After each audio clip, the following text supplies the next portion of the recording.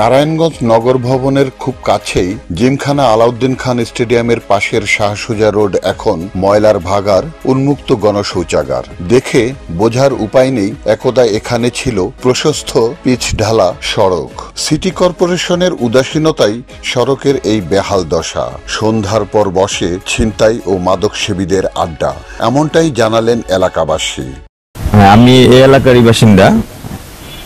আমরা এখান দিয়ে যেতে হয় নিতাইগঞ্জ এলাকাটা। নিতাইগঞ্জ আমাদের যেতে হলে এই রোডটা ইউজ করতে হয়, ব্যবহার করতে হয়। কিন্তু গত অনেক দিন যাবৎ, অনেক দিন না বলা চলে, অনেক বছর যাবৎ, প্রায় 2 বছর 1.5 বছর হয়ে গেছে এই রাস্তাটার এই অবস্থা। এখানে সাইডে একটা ড্রেন আছে, ড্রেনের উপর দিয়ে আমাদের চলাফেরা করতে হয়।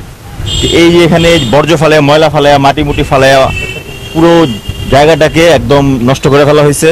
এখানে মানুষ এখন প্রস্রাব করে, আরো প্রাকৃতিক কাজগুলো সারে মানুষ। এবং আমরা যে যখন যাওয়া আসা করি, বিশেষ করে সন্ধ্যার পরে থেকে এই এলাকাটা হয়ে যায় খুবই ভয়ঙ্কর একটা এলাকা হয়ে যায়। এখান থেকে হাঁটা চলাফেরা করা যায় না। এখানে নেশার আসর বসে, নেশার বেচে কিনা হয়, এই জিনিসগুলো এই এলাকাটাতে হয়। তো আসলে আমরা এলাকাবাসী, পাইকপাড়া আমাদের এলাকা, পাইকপাড়ার জিমখানা মাঠের পাশেই এই রুটটা আমাদের জন্য অত্যন্ত গুরুত্বপূর্ণ। এবং এখানে একটা স্কুলও আছে। এই স্কুলটার পিছন থেকে, এখান থেকে বাচ্চাদেরকে অনেক সময় উত্তক্ত করা হয় এই জায়গায় দাঁড়িয়ে, বখাটে ছেলেরা। তো এই রুটটা যদি ঠিক করে দিত, এই রোডটা যদি পুরোপুরি সঠিকভাবে যদি ঠিক করে দিত, তাহলে হয়তো আমাদের এলাকার জন্য এবং নিতাইগঞ্জবাসীর জন্য, আমাদের জন্য এটা খুবই ভালো হইব। কারণ এই রোডটা আমাদের জন্য খুবই গুরুত্বপূর্ণ। আর বিশেষ করে নেশা যেভাবে উপদ্রব বাড়ছে নেশার, সেই হিসেবে এই রোডটাকে অবশ্যই ঠিক করা উচিত। কারণ এটা এখন সন্ধ্যা পরে হয়ে যায় নেশার আড্ডাখানা।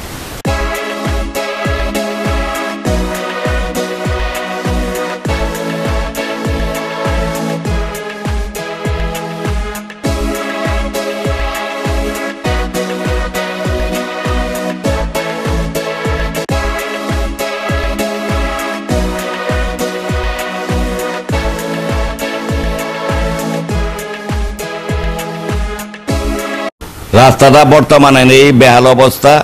এখন এই রাস্তা বলতে নাই, রাস্তাটা হচ্ছে ময়লার ভাগার হয়ে গেছে।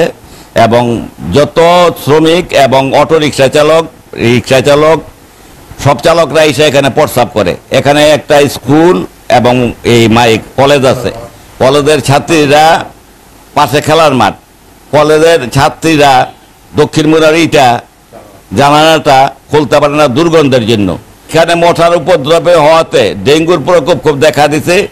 আমার এলাকায় অনেকেই এখান থেকেই মশা বাহিত কামড়ে ডেঙ্গু আক্রান্ত হয়ে অনেকেই হাসপাতালে ভর্তি আছেন। এবং ছাত্রছাত্রীরাও এটা থেকে রেহাই পায় নাই। অনেক ছাত্রছাত্রী এখনো ডেঙ্গুতে আক্রান্ত হইয়া বাড়িতে অবস্থান করতেছে, শিক্ষার ব্যাঘাত করতেছে। আশা রাখি প্রশাসন অচিরেই এই রাস্তাটা উন্মুক্ত করে চলাচলের উপযুক্ত করে দেবেন, এই আমার আশা।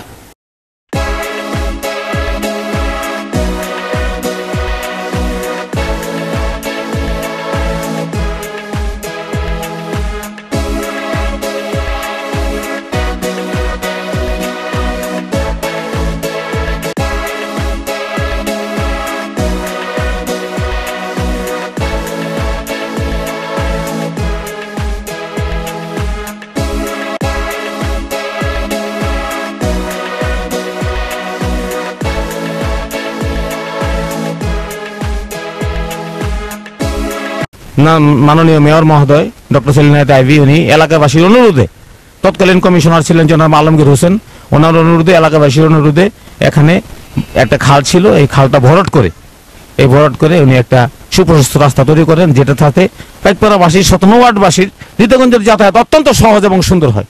তো এমনি একটা অবস্থায় কালের পরিক্রমায় রাস্তাটা সুন্দরভাবে চলছিল। হঠাৎ আমরা দেখতে পেলাম রাস্তাটা কিছুটা বন্ধ হয়ে গেল। বন্ধ হয়ে এখন এমন অবস্থা হয়েছে যে গত 1 বছর যাবৎ এই রাস্তাটা এমন অবস্থা সৃষ্টি হয়েছে যেখানে জলাবদ্ধতা, বাগার এবং মশা মাছি সহ এবং অনেক উঁচু একটা বাগারে পরিণত হয়েছে, যেটা এলাকাবাসীর দৃষ্টি আকর্ষণ করছে।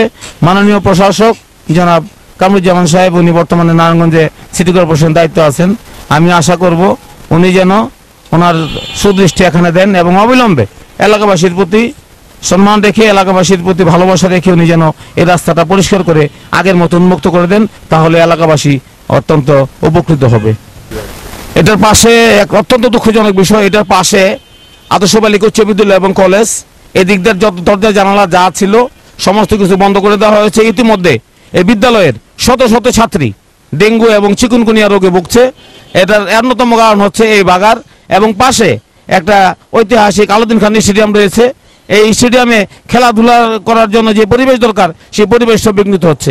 আমি বিশ্বাস করি প্রশাসন অতি দ্রুততার সাথে এটার কার্যকরী ব্যবস্থা নেবেন এবং সরেজমিনে প্রদর্শন করে সরেজমিনে উনি এটা পরিদর্শন করে উনি ব্যবস্থা নেবেন। এবং আমি ধন্যবাদ জানাচ্ছি নান টিভিকে, যারা এমন একটা অত্যন্ত জনসচেতনমূলক জনকল্যাণমূলক একটা এই প্রচার তারা করছে, এবং এই জন্য তাদেরকে আমি আন্তরিকভাবে ধন্যবাদ জানাচ্ছি। নগর ভবনে এই ব্যাপারে জানতে চাইলে কথা বলতে অপারগতা প্রকাশ করে নাম প্রকাশে অনিচ্ছুক এক কর্মকর্তা জানালেন, সাবেক মেয়র 2012 সালে সড়ক নির্মাণ করে দিলে তা চলে যায় ট্রাক স্ট্যান্ডের দখলে। পুরো সড়ক জুড়ে চলত লোড আনলোড, সাধারণ মানুষ যাতায়াত করতে পারত না। দিনরাত 24 ঘন্টায় চলত মাদকের আড্ডা, যার সত্যতা মিলেছে আদর্শ বালিকা উচ্চ বিদ্যালয় ও কলেজের অধ্যক্ষ মিজানুর রহমানের বক্তব্যে। আমার প্রতিষ্ঠানের উত্তর দিকের প্রাচীর সংলগ্ন একটা রাস্তা ছিল, 2012 সালের পর থেকে চিকন একটা রাস্তা ছিল, সেটাতে মানুষজন চলাচল করত। 2012 সালের আগে উক্ত অঞ্চলটি উত্তর দিকের আমাদের প্রাচীরটি তৎকালীন মেয়র মহোদয় সরকারি জায়গা বিধায় আমাদের প্রাচীরটি ভেঙে দিয়ে আমাদের জায়গায়, অর্থাৎ আমাদের জায়গা ছেড়ে দিতে হয় সরকারি জায়গায়। সেই জায়গাটা এখন অত্যন্ত ঝুঁকিপূর্ণ পরিত্যক্ত অবস্থায় পড়ে আছে, যেটা এখন গণশৌচাগারে অনেকটা পরিণত হয়ে গেছে। সেখানে সবাই আবর্জনা ফেলে, ময়লা আবর্জনার স্তূপ হয়ে গেছে, যার ফলে মশা মাছি দিনের বেলাও এবং দুর্গন্ধ, আমাদের ছাত্রীরা ক্লাস নিতে ক্লাস করতে অনেক কষ্ট পাচ্ছে দুর্গন্ধের জন্য। এবং ওইখানে উন্মুক্ত প্রস্রাব করার কারণে মেয়েরা অনেক লজ্জিতও হয় বিভিন্ন সময়। এই সমস্ত কারণে আমার মনে হয় ওই এলাকাটি পরিষ্কার করে কয়েকটি কাজ করা যায়। হয়তোবা রাস্তা করা যেতে পারে, অথবা সরকারি জায়গা যেহেতু আমাদের প্রতিষ্ঠানের প্রাচীর আগে পূর্বের অবস্থায় ফিরিয়ে নেওয়া যেতে পারে, অথবা পরিষ্কার করে সম্মানিত জেলা প্রশাসক মহোদয়ের গ্রিন অ্যান্ড ক্লিন রামগঞ্জ কর্মসূচির আওতায় এনে ওটার মধ্যে বৃক্ষরোপণ করা যেতে পারে। এবং আমি আমার প্রতিষ্ঠানের পক্ষ থেকে সেই দায়িত্ব নিতেও রাজি আছি, যদি এটা সিটি কর্পোরেশন বা অন্য কেউ পরিষ্কার করে দেন।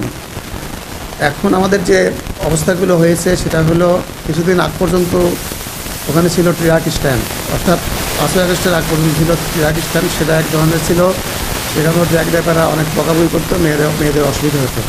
ট্রাক স্ট্যান্ড চলে গেছে এখন, কিন্তু ওখানে আবার এখন ময়লার ভাগা হয়েছে, স্তূপিত হয়ে গেছে। 2012 সালের আগে ওখানে একটা পায়ে চলা পথ ছিল এবং বাকি অংশটা আমাদের প্রাচীরের মধ্যে ছিল। এই সমস্ত কারণে আমি জোর দাবি জানাচ্ছি, আমাদের মেয়েদের লেখাপড়ার স্বার্থে, এলাকাবাসীর জন্য পরিবেশ সুন্দর করার স্বার্থে পায়ে চলা পথ, সকালবেলা যারা হাঁটাহাঁটি করে তাদের জন্য সমস্যা, এই সমস্ত দিক বিবেচনা করে এই ময়লার আবর্জনা স্তূপকে সরিয়ে এটাকে যথোপযুক্ত কায়দায় এটা সংরক্ষণ করা উচিত বলে আমি মনে করি। এবং এলাকাবাসীও এটা সাফারার হয়, আমাকেও বিভিন্ন সময় বলেন। আমি নিজেও সিটি কর্পোরেশনকে ময়লার স্তূপ অপসারণের জন্য এবং এই রাস্তা চলাচল উপযোগী করার জন্য আবেদন করেছি, দীর্ঘবার আবেদন করেছি। এবং উনি সর্বশেষ আমাকে আশ্বাসও দিয়েছেন, নারায়ণগঞ্জ সিটি কর্পোরেশনের সম্মানিত প্রশাসক মহোদয়, কিন্তু অদ্যাবধি আমরা কোনো কাজের অগ্রগতি দেখছি না। আমি এনএটিভিকে ধন্যবাদ জানাই, ওনারা এই রিপোর্ট করার জন্য। তাতে যদি সবাই ব্যাপারটা অবগত হয়ে সংশ্লিষ্ট ঊর্ধ্বতন কর্তৃপক্ষের নজরে আসে এবং আমাদের মেয়েদের লেখাপড়ার স্বার্থে, এলাকাবাসীর সুন্দর পরিবেশ প্রদানের স্বার্থে অঞ্চলটি অবশ্যই পরিষ্কার করা উচিত বলে আমি মনে করি। এলাকাবাসীর দাবি, সড়কটি পুনরায় সচল করা হোক অথবা আলাউদ্দিন খান স্টেডিয়ামের আওতায় নেওয়া হোক, নয়তো জেলা প্রশাসকের গ্রিন অ্যান্ড ক্লিন নারায়ণগঞ্জের আওতায় বৃক্ষরোপণ করা হোক। শাহজাহান চৌধুরী, NNTV, নারায়ণগঞ্জ।